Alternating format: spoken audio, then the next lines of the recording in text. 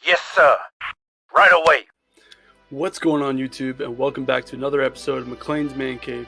So, I gotta start off by saying I'm sorry for not putting out as many videos. I've been trying to do one every Sunday. It's been kind of hard this month. I'm in my medicine sub-internship.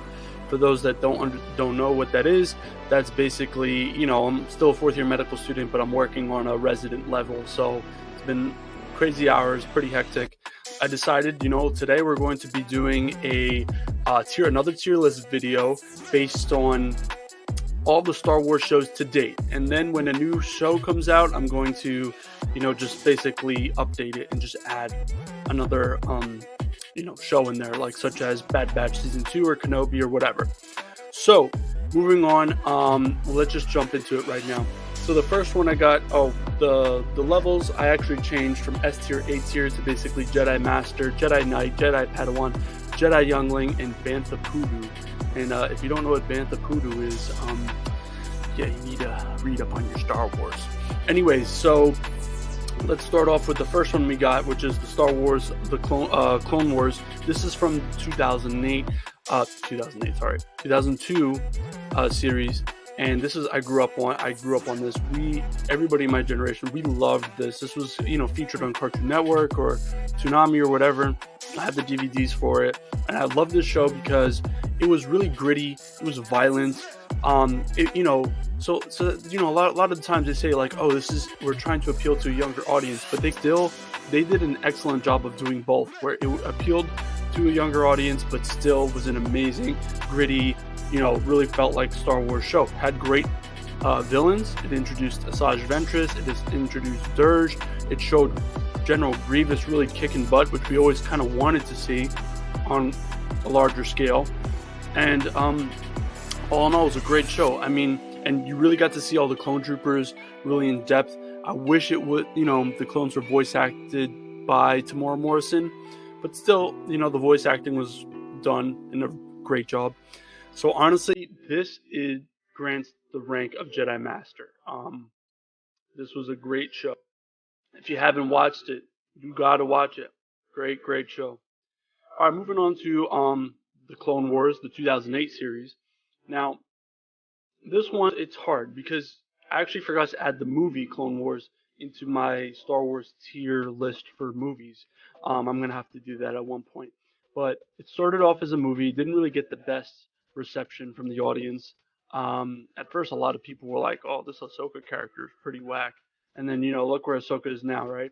So the first few seasons, I got to admit, I had to really catch its footing because it was kind of all over the place. But then again, the show is called Clone Wars, so you're almost anticipating short stories about a bunch of different, things happening during the Clone Wars. So I get that. But it kind of did develop. You actually got to follow some of the main clones, ARC troopers, Jedi, and some of the arcs were really intense, really like crazy subjects that I wouldn't really necessarily call for a younger audience, but it did a good job of meeting it in the middle, where it wasn't all for children and it wasn't all, it wasn't too violent. So it did a great job. Definitely followed the continuity of actual Star Wars lore. And the only thing is, bringing back Darth Maul was a little questionable at times, but they really did flesh out his character in an excellent, creative way. I loved it. Also introduced a lot of the nuances that never were explained in the original trilogy, such as how did Yoda become a Force ghost? How did Obi-Wan become a Force ghost? It literally showed Qui-Gon. He was the first one that manifested his consciousness in, after he died and became a part of the Cosmic Force. And he ended up teaching, Yoda, and Yoda ended up teaching Obi-Wan how to do so as well. So I thought that was really, really cool too. The only problem is with season 7, I feel like it was kind of rushed. The first 4 episodes introducing Bad Batch, okay, that was okay. The middle third of the season with the Martell sisters almost killed season 7 for me entirely. That was terrible. That was like, I don't even know. That was like putting it rated G on the, Disney little kids channel. Come on, it was terrible.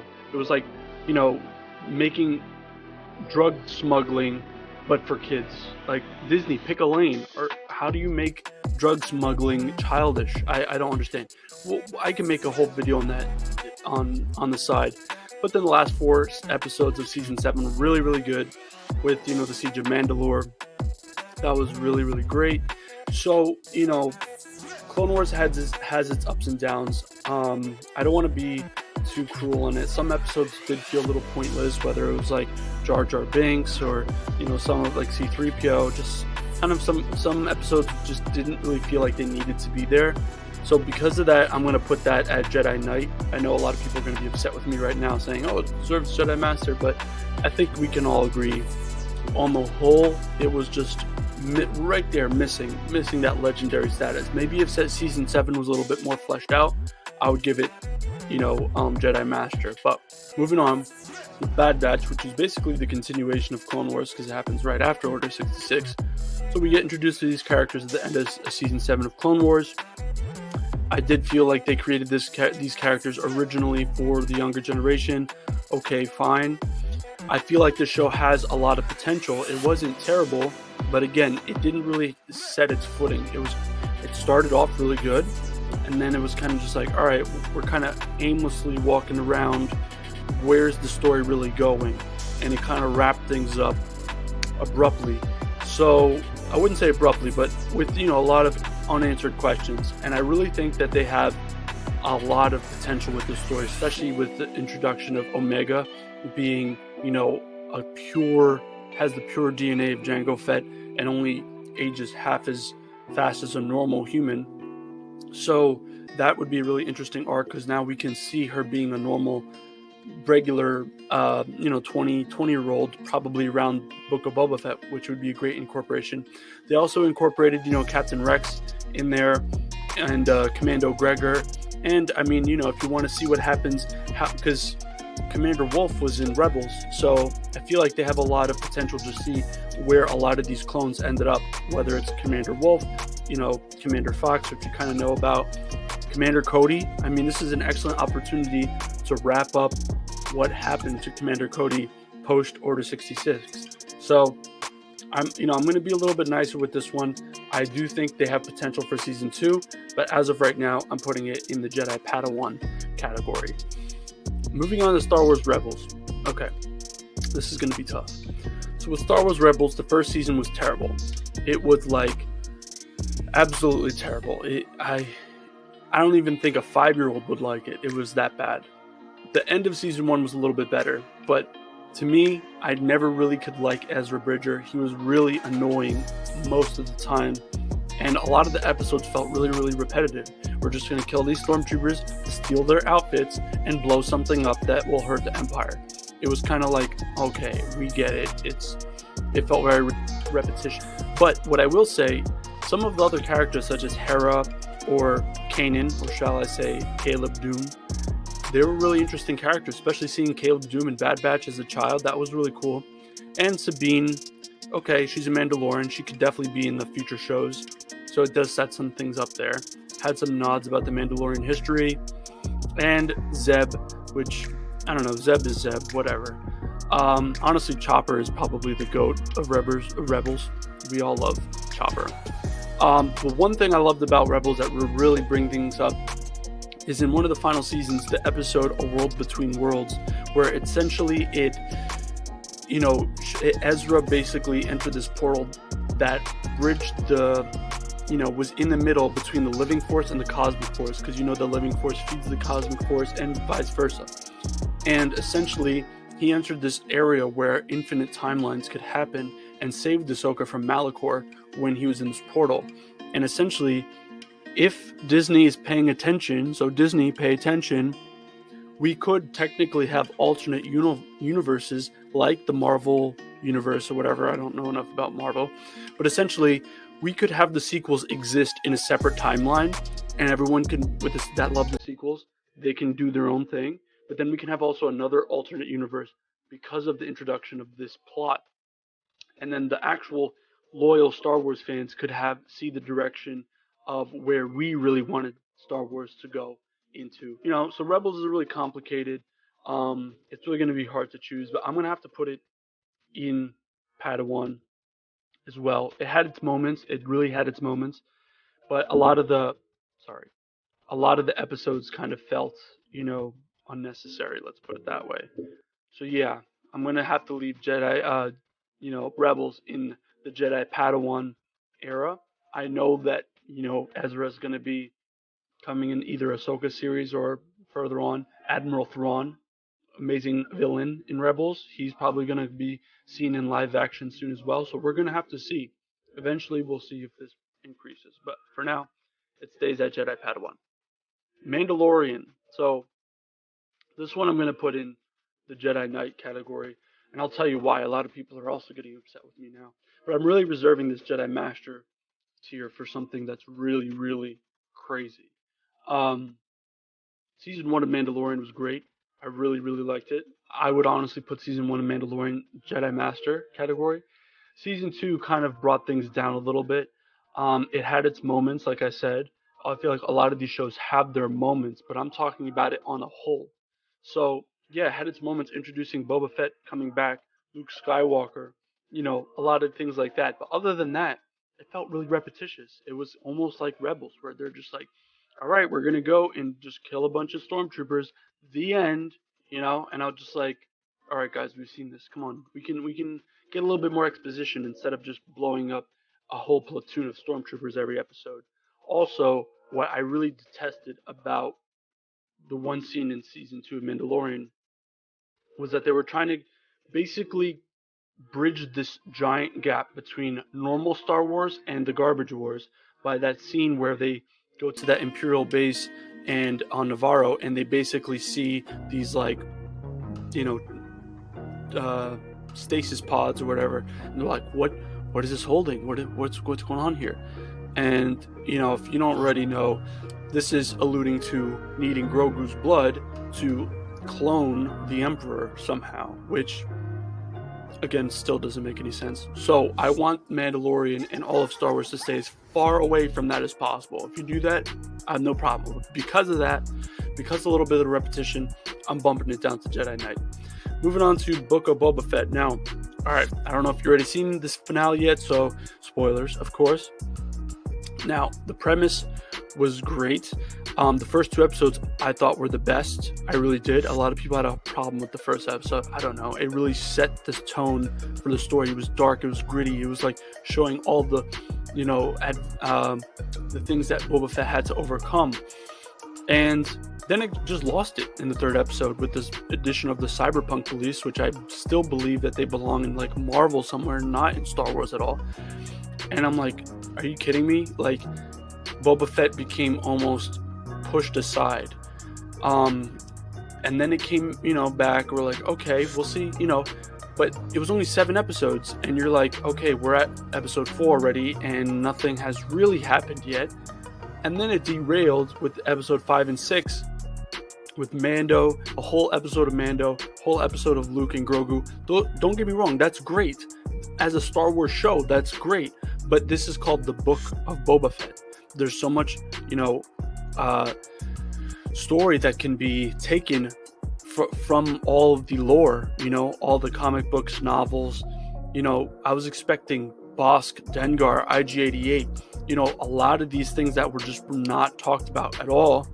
And they were just basically, yeah, I know this is about Boba Fett, but look at Luke Skywalker. Like, come on, we can save that for another series. We don't need to do this for Boba Fett when there's only 7 episodes. And you're taking away, he didn't talk 1 word for 2 episodes.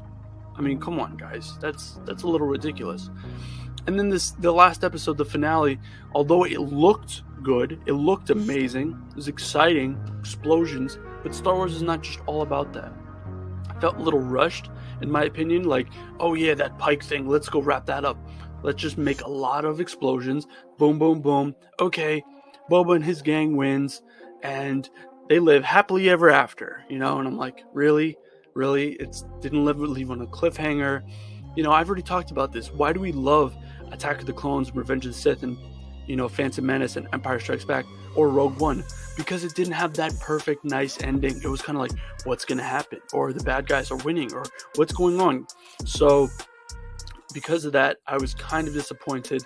Also, that end credit scene with Cobb Vanth was completely pointless. Let's reserve these end credit scenes for actual important characters, not minor characters, and stop. Like, we have to. What happened to the finality of death? Nowadays, everybody lives, and I already had a video about that. You can check it out right up here about how Darth Maul basically opened up Pandora's box, and now everyone can come back to life, and soon Jango Fett's gonna be back to life. But all in all, it was a good show. Started off good. It lost its footing, and I gotta say, it didn't gain its footing back like some of these other shows. Now, don't get me wrong, I want more of Book of Boba Fett. I want a season 2, and I'm optimistic they're going to do better with season 2. So with that being said, I'm going to leave it in Jedi Padawan for now. I'm going to leave it there. I almost want to put it in Jedi Knight, but I feel like as a Star Wars show, it's definitely Jedi Knight. But as a Boba Fett show, it's Jedi Padawan for me. Moving on to Star Wars Visions. I know a lot of people are probably unfamiliar with them. It's basically, a nice collaboration between anime and Star Wars, which I think is really interesting. As you can see, that anime is definitely a lot more popular now in the Western world, as it is in the Eastern world. So everyone loves anime. So let's try to combine the two. And again, it was 9 episodes, I think, or something like that, and all of them were short stories. So although some of them were interesting, I would like to see something that's actually, an actual story arc that I could follow, as opposed to just a bunch of different random thoughts. So I think they're going to do that. Maybe the most popular one of the 9, they'll probably stick with that, and I think that would be great. My favorite would probably be The Elder. That one, I really liked the scenery and the setting. I liked The Elder. I liked La Pinocho. That was good too. And there was another one. There was like 3 that I thought, The Ninth Jedi. Those, if you could pick one of those and stick with it, I think that would be a great show to watch. But for now, as it is, I don't know. There wasn't much to write home about. Aesthetically it looks really good. Artistically it looks great, but the story's kind of lacking. But it was kind of cool to see that Tamora Morrison basically voice acted in one of those episodes, which is kind of cool to think. So for now, I'm just going to put it in Jedi Youngling. It wasn't terrible, but I wouldn't really rewatch it unless they make an actual story arc for it. And then finally, we have the Resistance, Bantha Poodoo. We already know it is Bantha Poodoo. I've never even seen an episode of this, and I already know it's Bantha Poodoo. It is basically combining Caillou with Garbage Wars sequels, and that's what it is. It's so childish. It's almost on the same of Mickey Mouse show. I mean, come on, guys. We can do a little bit better than that. But hey, as long as it has to do with the Garbage Wars timeline and not the actual Star Wars timeline, I'm fine with that. So, what do you guys think? Agree or disagree? Leave your comments down below. Don't forget to hit the like button to show that you really want to see more of these videos. Also, my goal is 100 subscribers by the end of the year. I think we can do that, but so we can become a great community. But for now, I'll catch you guys all in the next one. Take care. Follow me.